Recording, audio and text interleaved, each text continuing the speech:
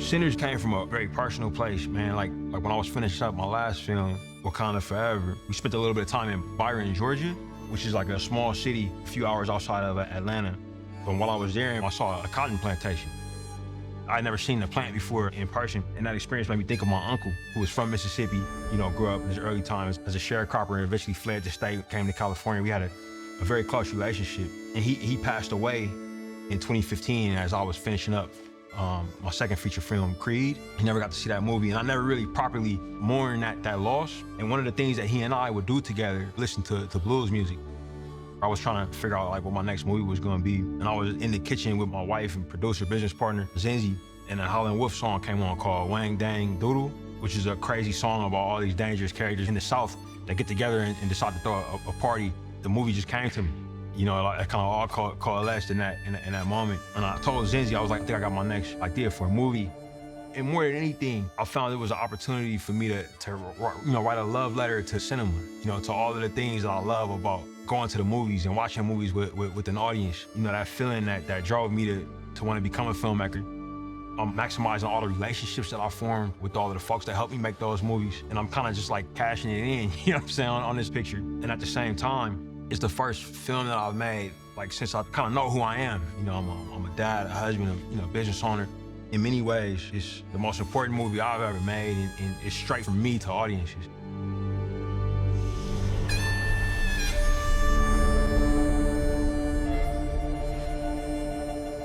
I think Ryan really understands the responsibility he has as a filmmaker. There's not a lot of people who look like him that are given space at this level on this platform to tell stories.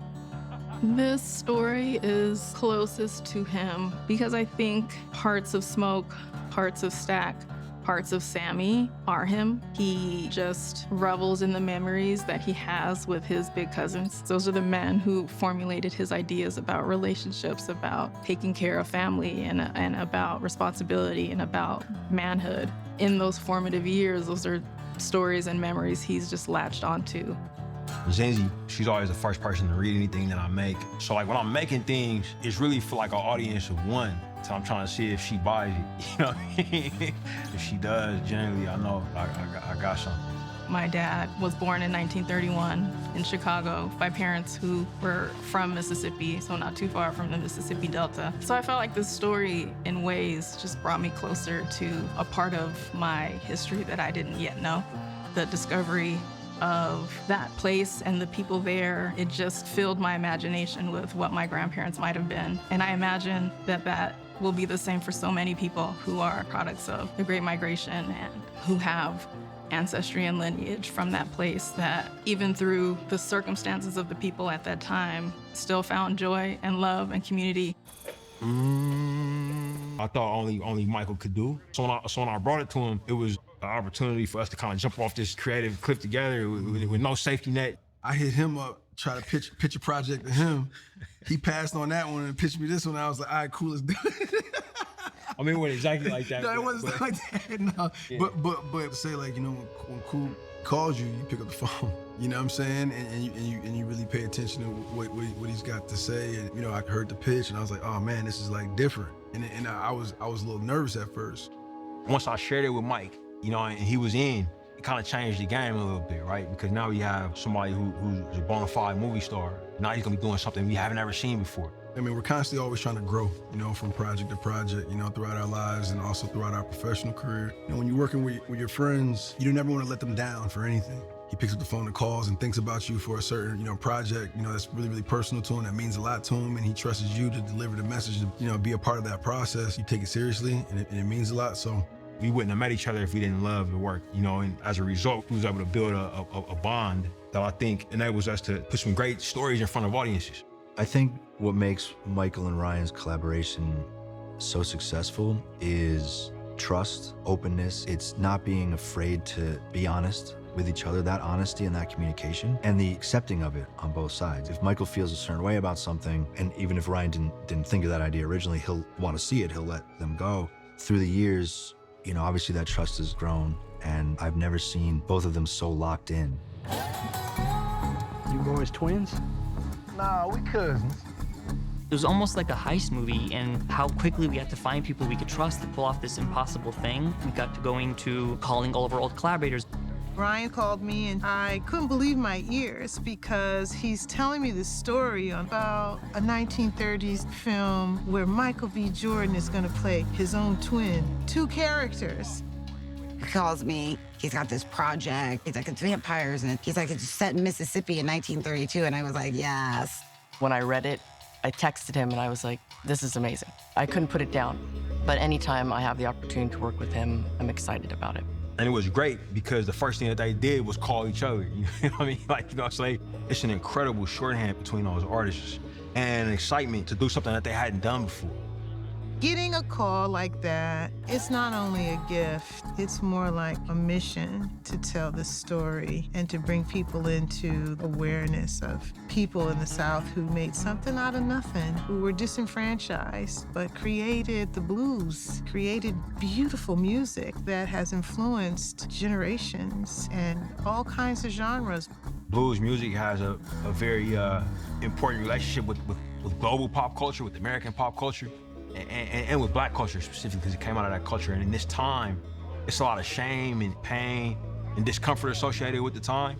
But somehow, everything that we think of today as cool and everything that we think of as being timeless and specifically American. And so I was very interested in that irony of people dealing with such intense oppression and such intense difficulty of life, but still somehow maintaining the zest for life and the affirmation of their humanity and maintaining their agency. My grandmother, my father-in-law, my uncle, you know, they were products of this place. And they were some of the most amazing people that I know, you know, and so I wanted to explore that question. We family, ain't that right? I know it sounds crazy, but after we kill y'all, we gonna have heaven right here on earth. If blues is the backbone for popular music globally, the scary story is the backbone for all storytelling. My earliest memories are of movies and the power of them are sitting in a room full of strangers, dark, and being absolutely terrified by something that's happening on the screen. All of my favorite filmmakers, they left a dent on in that genre somehow. I couldn't wait to do one day. You know, I'm so happy to be doing it now. I guess that Chicago win. The mixture of legendary actors with storied careers and newcomers as well. You know, with Sammy, we had to do a global search because what we were looking for was really challenging. We needed somebody who would have been an amazing actor, could sing beautifully, could play guitar, and Ryan always knew he wanted a young-looking man who had a voice that was generations older than him. I don't need to practice none of this. I know these old church tunes like the back of my hand. We looked all over the world. We had tapes from different countries, different continents. And I'll never forget, Ryan, Zinzi, and I looked at the video all together, and Miles had recorded it in his basement, I think. It was poorly lit. You couldn't quite see too much. But when you heard his voice, we knew that was our man. He didn't know how to play guitar, but then he taught himself how to play guitar by the time we started shooting, and it was incredible. I definitely dove into in this project, you know, studying artists like, you know, Muddy Waters, Buddy Guy, and Sun House, learning, you know, their style and how they told stories through song. Sometimes feels deceptively simple. You know, it all takes place in one day. Most of it takes place in one location, but it is a challenging film. We got twin VFX actors. We got smoke, fire, stunts, all sorts of on-location things. It was a massive, massive undertaking. And a lot of it is if Ryan Coogler's calling you, you find a way to make it work. It is a real credit to everyone who had to really pull off a lot of stuff in a very short amount of time, and they did it beautifully. There's a lot of research put into the film, making sure that we're treating everything with as much care as possible. It's not just one person sitting in a room just trying to do their own thing. Like, no, this is a family project. We're bringing in the best people in the world to kind of collaborate and make this happen. I feel so much joy when I walk onto a beautiful set as a cinematographer. And on this one, Hannah just knocked it out of the park as far as building a whole new world that was created from scratch, but also has so much historical meaning to people of color and my ancestors as well. These two gonna be playing down at the old sawmill. You know, the one right on the riverbank, right outside Clarksdale. So juke joints were a place where people would come. They'd often be in people's houses or old abandoned establishments, and after a long day of work, they would come and get a cold drink and dance and social. Set on days I wasn't working, and those were the days I feel like I really picked up on that detail. You know, once I got here and I got to see the set, You know, the cars, the locations, the different places, to see all of that stuff come together. I feel like it's one thing to have an idea, and it's another thing to be able to execute it. What I'm trying to get to in my work in general is, how do I turn emotion into a design? Can I take joy, fear, or pain, or struggle and make it a design? Bringing in the ancestors, bringing in the spirituality of the people at the time. And I kind of started looking at all the characters in that way. Like, what would they have been? But you can't forget, there's vampires in it. You have so much of an emotional response when you walk onto these sets and when you see the costumes that Ruth makes. You, as a filmmaker, if you're not emotional, it's not going to be translated into the images that you make. We have this color palette that was given to us from Ryan. You know, it has to do with that this is an American story. So we wanted to bring in red, white, and blue, starting with smoke and stack in red, and smoke in blue. But beyond that, you know, when you look at clothing from this time and you see a lot of workwear, you know, people wearing blue overalls, blue coveralls, blues, prominent. And then, you know, they weren't manufacturing clothes in so many colors either. So you did get like primaries, and to see this palette of red, white, and blue. I think that as we come together, the production designer, the cinematographer, the director, the costume designer, it's a conversation. It's like a ball of fire that swirls around the room. We're making movies, honey. And you start seeing how Hannah is interpreted, the color red. It could be the car, it could be the patina in the juke joint, it could be the way that blue resonates in a setting like Annie's shop. So I then start experimenting with ideas of red and blue. It starts to feel like a Southern American story. Executive at Warner Brothers, who we worked with, we love, Jesse Ironman. You know, he called me and was like, hey man, have you thought about a large format for this movie? It unlocked something in me, and I was like, oh yeah, it has to be. You know, like these characters are larger than life. You know, we're gonna show a generation of Americans that are often overlooked, that people feel uncomfortable talking about, people don't wanna spend time with. But to me, these people from this era are giants. You know, so I was like, oh, it has to be shot on the most epic format. You know, he's always thinking about the audience, he's always thinking about his characters, and he's always thinking about the emotional quality of the scene. And I'm an emotional shooter, so that works for me too. If I don't feel it when I'm shooting it, I know that the audience isn't gonna feel it. And so shooting it on IMAX makes it even that more elegant and confident. There's nothing like it. Shooting with an IMAX camera is tough. They're very heavy. They make a lot of noise. When you're running an IMAX camera, the mechanism of the 15 perf, it's almost like you're having a little mini lawnmower on set. My character's entrance scene was shot on IMAX. The sound actually helped me click right into the world, because there was nothing more magical about being in a film in the 30s, filmed with a camera, making so much noise. When that film camera is rolling, that IMAX camera is rolling, people are really on point. They really try their hardest every take to get everything exactly right, because film is precious.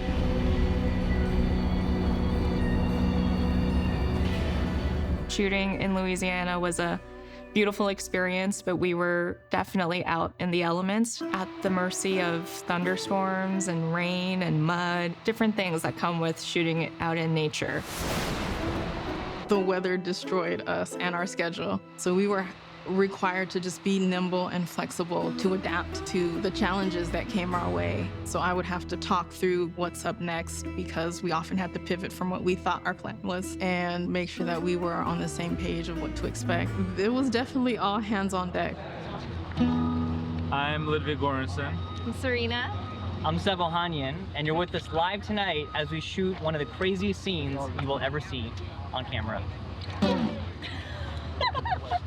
The night that we shot the Rocky Road scene with our vampires, it had rained earlier in the day and it had muddied our entire set. We were all worried we might not be able to do what we needed to do, because we had dancers who needed to dance in this mud and musicians who had to play instruments, and all of our actors. I think it was the first day that our entire cast was on set together. Well, in the merry month of May, from me home I started, left the girls of Doom were nearly broken hearted, salute to Father dear. Okay, yeah, it was a Saturday night. The air is getting hot, everyone's kind of in the mood, and we were going to be working through the night. And it was just amazing, just a massive production. They were going to shoot it in an amazing way. Just everything about it just felt tribal. So by that point, you're really kind of thinking, this is transcending. It's like, I feel like I'm in a sub-reality. But that's the amazing thing about this job. Sometimes you get that feeling. Every now and then you get to this amazing place with your work, and the collaborative effort that's required to get there. And when it comes off, it's a drug.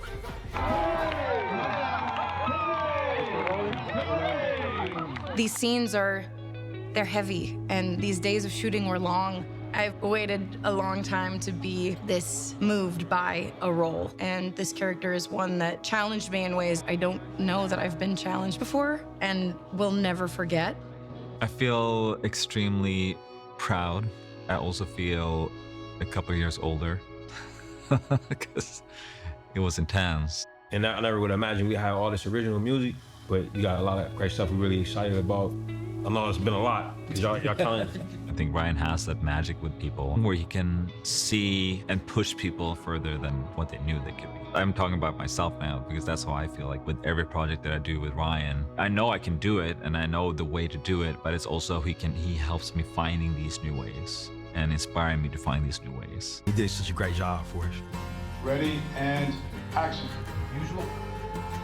Make it a double. Shooting a movie is really tough. They're super long days, super late at night sometimes. It requires a lot of endurance. And Buddy is, he's a man I think he's 88 years old. And I remember being a little bit concerned, like, this is gonna be a lot to ask of someone like him. But of course, Buddy, that's all he does. He's up all night performing concerts for crowds, sold out shows. So he was totally fine. When we wrapped that day of filming, it was a super long day. Of course, all of us were tired, ready to go home. Well, I'm ready to roll now. Out of nowhere, Buddy starts playing an impromptu blues concert, and everyone immediately put their gear down, and we just started rocking out and just enjoying this incredible opportunity to see Buddy go at it. So even after a whole day of filming, he had it still in him, and we're so grateful to him. This is a full meal of a movie, It's very balanced. It has all the elements that I love when I'm both watching a movie and when I'm making a film. We're able to do some incredible stunt sequences. The final shootout of the film was just a really great opportunity for everybody. And I work with Andy Gills, I'm my stunt coordinator for the past 3 movies. It was very important for us in our film, it's the early 30s, 1932, for it to feel like now, like it was happening right in front of you. Hey, Andy, can I get a rehearsal? Yep. Okay, guys, let me see you. Let's get in your car. We'll do a full rehearsal.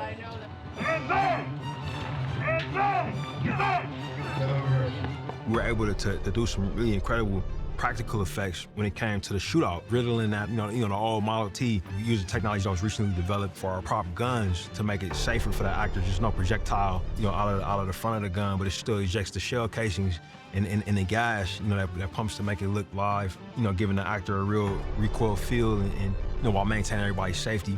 We were really excited to be one of the first few films to use that technology. 3, 2, 1.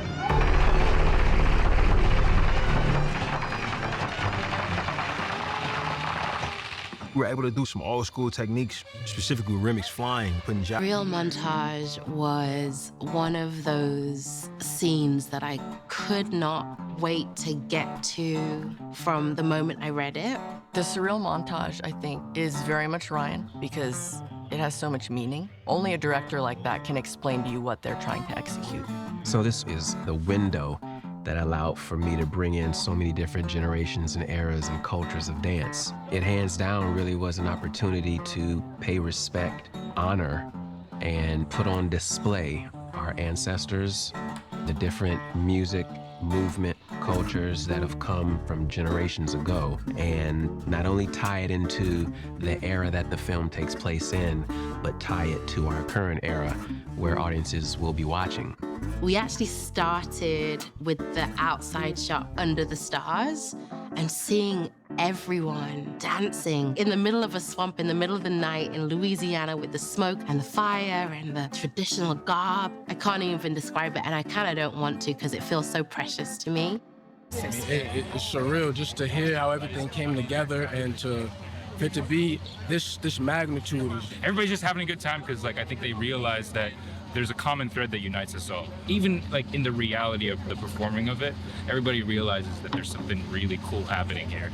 To pull this off, it was genuinely one of the hardest producing challenges I've ever had. We needed to shoot a oneer while we were shooting IMAX. And IMAX film is so thick that it can't fit into a reel like more than a minute or two of time.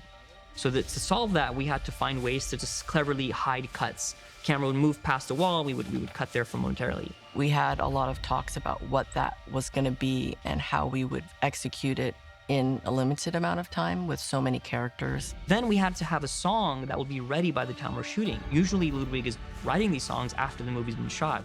So he's working around the clock with Trina to get this song just right. The scene calls for extras who will be dressed in costumes spanning centuries of time. The scene calls for choreography, that everyone's got to hit their marks just right. And we would spend our weekends, we would actually come together, everyone's wearing their sweats and gym clothes, and we would just go over and over through the scene, and someone is keeping clock, and it almost became like a choreographed dance. I think until you shoot something like that, you don't know how it's going to cut together. One little beat that's off could throw the whole sequence off. I haven't been on any set where we filmed to the actual music that was going to be in the movie. You know, so the fact that I knew that this is a song that's gonna go on over here in this moment. Okay, when I'm doing X, Y, and Z, this is what we're gonna be listening to, and really being in the moment, I think that helped out tremendously, and I want people to feel that in their bones too. It was like rehearsing a play, but seeing these ancestors and future ancestors and hearing the conversation in the rooms, everything felt very cyclical. Everything felt very poetic, actually. It was unreal. They say the roof is literally on fire because this party is so amazing. Well, to get that shot, our VFX supervisor, Michael Ralla, insisted to pull it off the right way, we had to actually burn the roof. So we're here, last day of principal photography. If you look up to the roof, you'll see that our colleagues from the special effects department have prepared a huge practical burn element that we're setting on fire today. You got it? Yeah, that's it. Tilt up a bit more. Like that? Yes. So naturally, that was the very last thing we shot on the very last day of the movie. And we spent a lot of time making it safe and had to ensure that everyone was in the right place in the right time and give it enough time for it to clear out. That was the grand finale of the shoot, and everyone thought, this is crazy. But we did light up the mill at the very end, and it was such a great moment that was really enjoyable for everyone because it truly marked the end of principal photography. It was kind of cathartic, actually, to finish the movie with burning our hero set.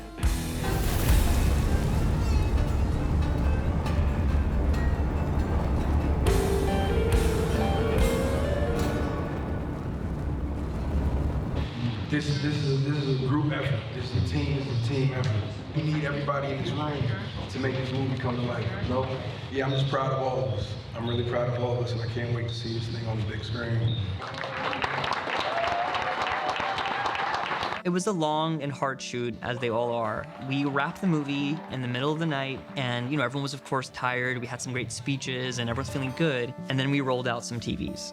When we were able to show the cast and crew just a snippet of the footage, it was so exciting. We all did this together, and we got a moment to just celebrate the work that we had put in.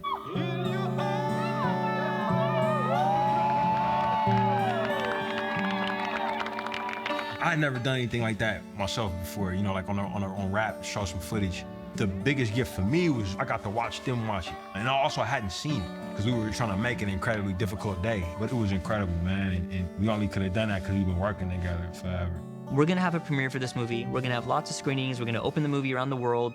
But I don't know if anything is gonna ever top the experience of watching just 15 minutes of scenes with the cast and crew who just put all of their energy into making this thing. Be able to see it right then genuinely is one of the best moments of my career thus far.